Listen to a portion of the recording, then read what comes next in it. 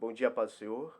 Meu nome é Romulo Souza e este é mais um vídeo que eu trago aqui para o meu canal de uma série de estudos que eu trago toda semana chamada Apocalipse para Leigos. Uma série onde toda semana nós vamos estudando capítulo a capítulo acerca das profecias escritas do livro de Revelações.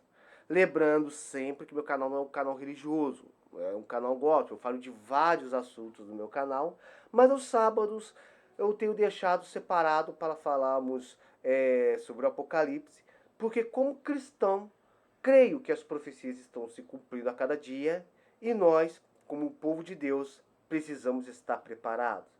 E também deixo claro que existem várias vertentes teológicas, várias linhas de pensamento acerca do estudo do Apocalipse.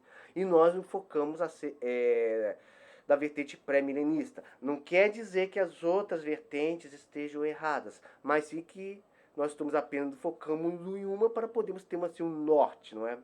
E eu já até falei do meu desejo de criar um canal secundário só para falarmos de Apocalipse e profecias, porque aí eu poderia trazer um estudo mais aprofundado para aqueles que creem que Jesus está voltando. Então, antes de mais nada, antes de entrar no assunto de hoje, peço para você se inscrever no canal, deixar o seu gostei, o seu comentário, compartilhar, ajudar esse canal a crescer, a ter um pouco mais de engajamento, se assim você achar que eu mereço. Então, sem mais delongas, vamos direto ao assunto de hoje, não é? Semana passada, nós falamos acerca do dragão. Dragão esse que é simbolizado como sendo o próprio Satanás, no capítulo 12, né? E que formará uma espécie de trindade satânica, né? Assim como Deus é triuno, tem uma trindade santa, Pai, Filho e Espírito Santo. Satanás formará uma trindade formada por ele, o dragão, a besta do mar e a besta da terra. Né? E o capítulo 12 é praticamente capítulo 13, aliás, é praticamente a continuação do capítulo 12. Então, sem mais delongas, vamos diretamente, antes de mais nada, lendo o capítulo 13 de Apocalipse, a partir do verso 1, que diz: E pus-me sobre a terra, e pus-me sobre a areia do mar, e vi subir no mar uma besta que tinha 7 cabeças, 10 chifres, e sobre os chifres 10 diademas, e sobre as cabeças um nome de blasfêmia. E a besta que vi era semelhante ao leopardo, e os seus pés como os de urso, e sua boca como de leão, e o dragão deu-lhe o seu poder, e o seu trono e grande poderio. E vi uma de suas cabeças como ferida de morte, e sua chaga mortal foi curada, e toda a terra se maravilhou após a besta. E adoraram o dragão, e deu à besta o seu poder, e adoraram a besta, dizendo: Quem é semelhante à besta, quem poderá batalhar contra ela? E foi-lhe dada uma boca para proferir grandes coisas e blasfêmias, e deu-se-lhe poder para continuar por 42 meses. E abriu-se a boca em blasfêmias contra Deus, para blasfemar o seu nome e do seu tabernáculo e dos que habitam do céu. E foi-lhe permitido fazer guerra aos santos e vencê-los, e deu-se-lhe poder sobre toda a tribo, língua e nação. E adoraram a todos os que habitam sobre a terra, esses cujos nomes não estão escritos no livro da vida do Cordeiro, que foi morto desde a fundação do mundo. Se alguém tem ouvidos, ouça. Se alguém leva em cativeiro irá. Se alguém matar a espada, necessário é que a espada seja morto. Aqui está a paciência e a fé dos santos. Bem, como podemos ver, cara, há muitas pessoas que querem saber quem seria essa besta. Como eu já falei, o capítulo 13 é praticamente a continuação do capítulo 12, não é? É um plano de Satanás para se levantar contra os escolhidos de Deus, não é? Muitos se teorizam sobre o que seria essa besta, se seria apenas um sistema, se seria uma pessoa, não é? Na vertente pré-milenista, nós cremos que a besta não é ninguém mais, ninguém menos do que o anticristo, não é? Anticristo esse que eu já mencionei aqui no canal, né? Que também é representado como sendo o primeiro dos 4 cavaleiros do Apocalipse. O cavaleiro do cavalo branco, que tinha um arco da mão, que recebeu uma coroa e que saiu vencendo e para vencer, não é? O anticristo se apresentará nos últimos dias como um grande líder, não é? E vamos ver aqui. O capítulo diz: E pus-me sobre a areia do mar, e vi no mar uma besta que tinha 7 cabeças, 10 chifres, e sobre os chifres 10 diademas. E eu já falei várias vezes sobre o que significaria o número 7 da Bíblia. O 7 simbolizaria o número de plenitude, totalidade, poder, demonstrando que esse animal terrível viria com totalidade, que viria para com tudo, com totalidade do seu poder, de sua força, né? E também para mostrar o parentesco entre ele e o anticristo, entre ele e o próprio dragão, né? Vamos lembrar que o anticristo está para Satanás, o que Jesus está para Deus. Então, por isso nós vemos esse parentesco, né, das 7 cabeças, não é? Em outras passagens da Bíblia, ele também será escrito como uma besta escarlate, que também é vermelho, vermelho sangue, não é? 7 cabeças, 10 chifres, chifres que simboliza a força, né? E 10 diademas, né? E sobre as cabeças um nome de blasfêmia, mostrando que esse personagem virá assim um grande ódio contra Deus, né? Para quem sabe, blasfêmia nada mais é do que uma ofensa contra o próprio Senhor. E a besta que vi era semelhante ao leopardo, e os seus pés como os de urso, e sua boca como a de leão. E o dragão deu-lhe poder e seu trono e grande poderio. O que simboliza esses animais? Bem, quando você estuda o livro de Daniel, você vai lá que em um capítulo, acho que o capítulo 10, se eu não me engano, capítulo, né, não me fugiu agora, né? Daniel começa a ter visões acerca de animais espetaculares, não é? Ele vê um leopardo, um urso, um leão e uma grande fera, não é? E agora parece que João está vendo dessa besta todas as características desses animais, não é? Leão, o leopardo, o urso, o leão e uma grande fera. O que simboliza isso? Bem, quando você estuda o livro de Daniel, Daniel estava recebendo profecias acerca dos impérios que viriam após a Babilônia. Babilônia, entendeu? Foi um dos grandes impérios, né? O leão simboliza a Babilônia. O leopardo, a Grécia, né? Do governo de Alexandre o Grande. O urso, os medo-persas. E a fera terrível, o Império Romano, né? Exatamente dessa ordem. Exatamente dessa ordem. Leão, urso, leopardo e fera terrível. Babilônia, Persa, Grécia e Roma, né? Entendeu? Então assim, né? Então assim nós vemos que quando João vê esse animal e junta todos esses animais, né? Corpo como de guepardo, patas de urso, boca como de leão, né? Caracterizando como uma fera terrível. Ele está pegando tudo e está dizendo: esse reino, esse homem será pior do que todos os impérios que veio antes, não é? Babilônia nós vamos falar um pouco mais à frente, quando a gente fala da queda da Babilônia, até porque Babilônia podemos dizer que é um sistema mundano que o próprio Satanás quis colocar no mundo desde a época da Torre de Babel. Mas isso vamos falar mais à frente. E nós vemos que Babilônia é o império que mais está presente no Antigo Testamento. Tanto é que Babilônia ela se apresenta nos livros de 2 Reis, 2 Crônicas, é mencionado Isaías, está no livro de Jeremias, Lamentações, Daniel e alguns profetas menores. Não é? Então Babilônia é tido como o leão, porque leão simboliza realeza, demonstrando, e sem falar que o leão é um símbolo de realeza e liderança, já que ele é o rei dos animais, mostrando que o anticristo será um rei sobre as nações. O urso substituiu o leão.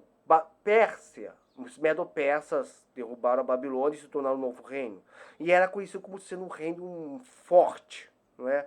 Tanto é que A besta era simbolizada por ter patas de urso, né?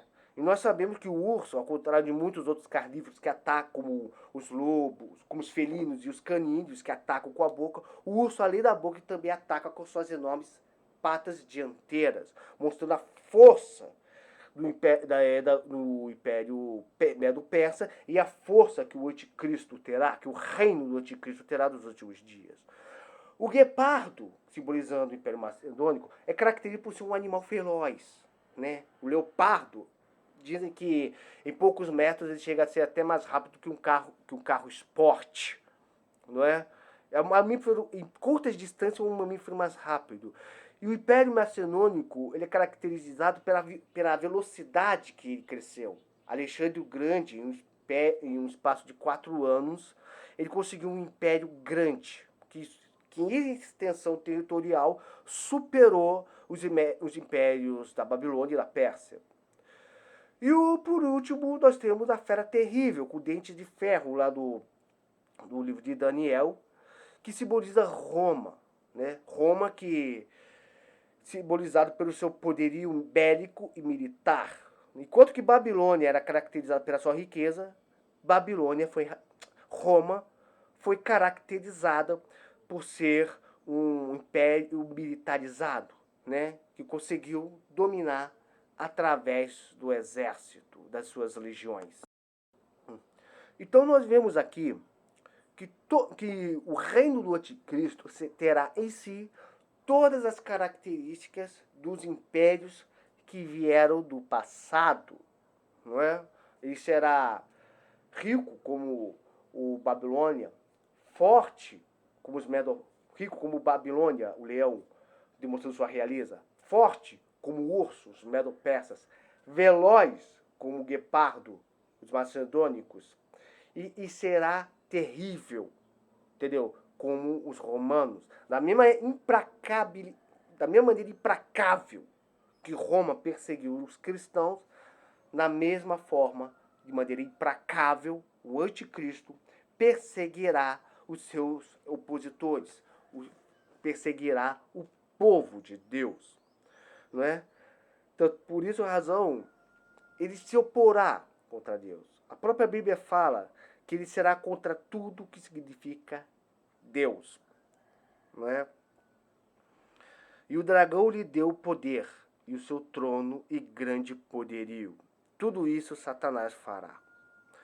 E viu uma de suas cabeças como ferida de morte, e sua chaga mortal foi curada, e toda a terra se maravilhou após a besta. Quando nós vemos isso, como eu já expliquei, o anticristo é para Satanás o que Jesus é para Deus.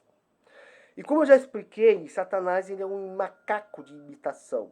Ele não cria nada, ele só imita. E ele quer ser semelhante a Deus. De tal forma que o anticristo também vai querer ser semelhante a Cristo.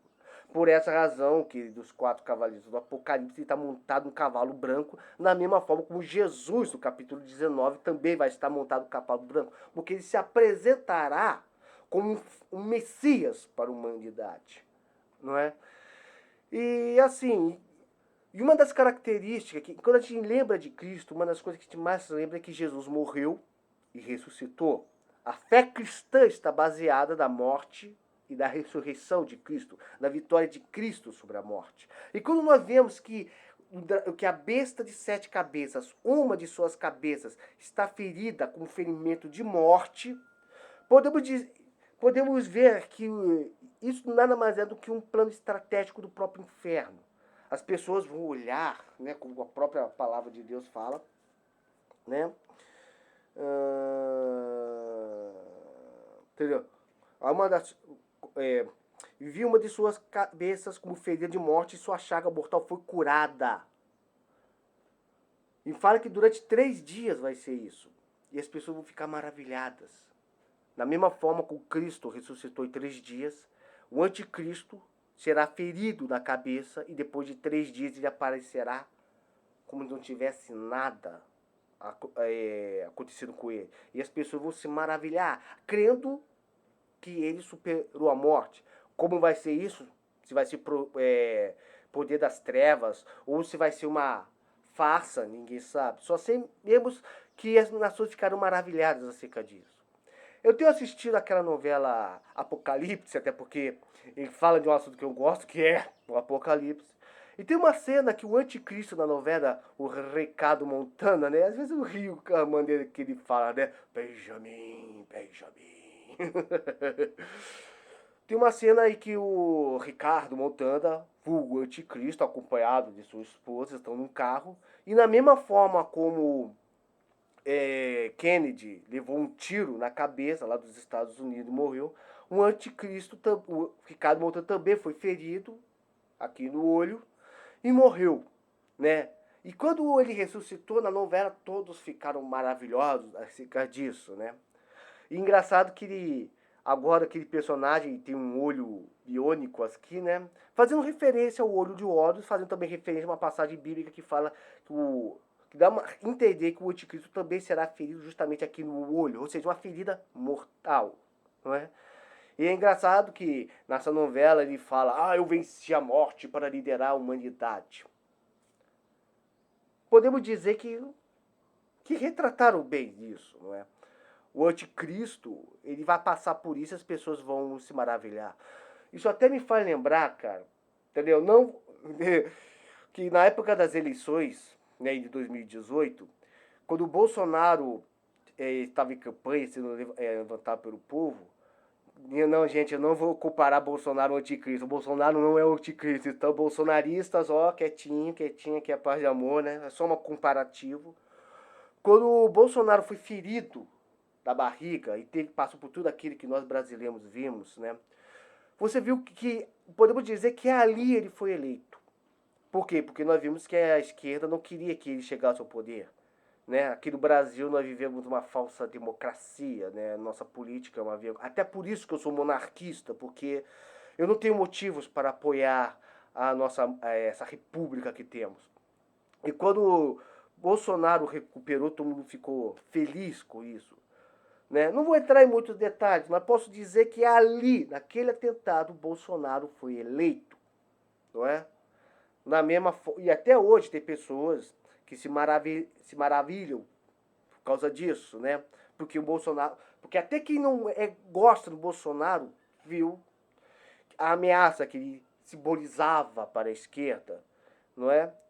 E acredite, a grande maioria das pessoas que votaram em Bolsonaro não acreditaram nele porque gostam e o amam de paixão, mas sim porque viram nele uma oportunidade de ter algo diferente do que tínhamos antes. Agora, se o governo dele está bom ou ruim, isso é assunto para outro vídeo, não é? Só posso dizer que com aquele atentado, Bolsonaro foi eleito ali.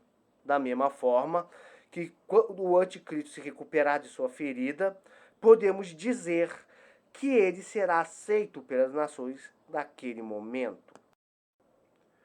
E uma coisa que é verdade acerca do anticristo é que o anticristo será uma figura política, um líder político.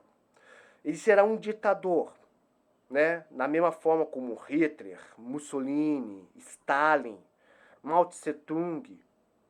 Ele vai se apresentar de uma maneira bem populista às nações e tentará governar, né? Se apresentará com discursos bonitos, né? Tanto é que a boca, ele fala o seguinte, que a besta adoraram a besta, e ó, foi lhe dado uma boca para proferir grandes coisas. As grandes coisas são seus discursos, né, que vão convencer milhões. Vamos lembrar que Hitler, ele convenceu milhares de alemães que a sua ideologia nazista estava certa. Que Hitler conseguiu convencer milhares de alemães a se colocarem contra os judeus. Que Hitler conseguiu fazer com que a Alemanha entrasse numa segunda guerra. E até hoje tem idiota que acha que Hitler estava certo. E nós sabemos que Hitler foi um demônio. Assim como Stalin e outros que se apoiam em ideias revolucionárias. Mas isso eu pretendo falar numa parte 2 desse vídeo. Porque eu quero lá como o anticristo pode usar a ideologia para colocá-lo contra o povo de Deus. Isso eu vou falar muito numa parte 2, né? E espero que até lá o T'Challa esteja comigo nessa, não é? Então ele vai falar grandes discursos bonitos, né? Mas também vai falar grandes blasfêmias contra Deus, né? E as pessoas vão falar: quem poderá ser contra ela? Quem poderá vencê-la? Né? As pessoas vão ficar maravilhadas acerca sobre esse cara e mal vão saber que estão sendo dominados por ela. É mais fácil enganar uma pessoa do que convencer que essa pessoa foi enganada, infelizmente. Abriu a boca em blasfêmias contra Deus para blasfemar do seu nome e do seu tabernáculo e dos que habitam do céu. E foi-lhe permitido fazer guerra aos santos e vencê-los. Aqui é uma referência às duas testemunhas, né? Já que as duas testemunhas vão estar cara a cara com o anticristo e Deus permitirá que ele vença as duas testemunhas. Mas nós sabemos, como já falei no vídeo acerca das duas testemunhas, as testemunhas ressuscitarão diante de seu adversário depois de 3 dias, não é? E cronologicamente eu acredito que primeiro haverá a morte e a ressurreição do anticristo e depois a morte e ressurreição das duas testemunhas. É um pensamento meu, não é por causa da novela não, é o pensamento meu de uma ordem cronológica, digamos assim, né? E foi-lhe permitido fazer guerra e deu-lhe poder sobre toda a tribo, língua e nação, ou seja, o anticristo reinará sobre todos. E adoraram todos os que habitam sobre a terra, esses cujos nomes não estão escritos no livro do Cordeiro que foi morto desde a fundação do mundo. É aquilo que vai ser. Nos últimos dias, ou você vai ser de Deus, ou você vai ser do diabo. Ou é anticristo, ou é Cristo. Ou você é do povo de Deus, ou você é das nações liderada pelo anticristo. Não vai ter meio termo.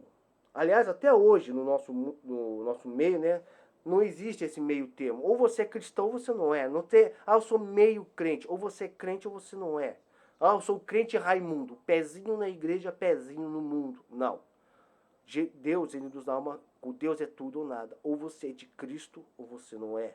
Se você é de Cristo, seu nome estará escrito no livro das vidas.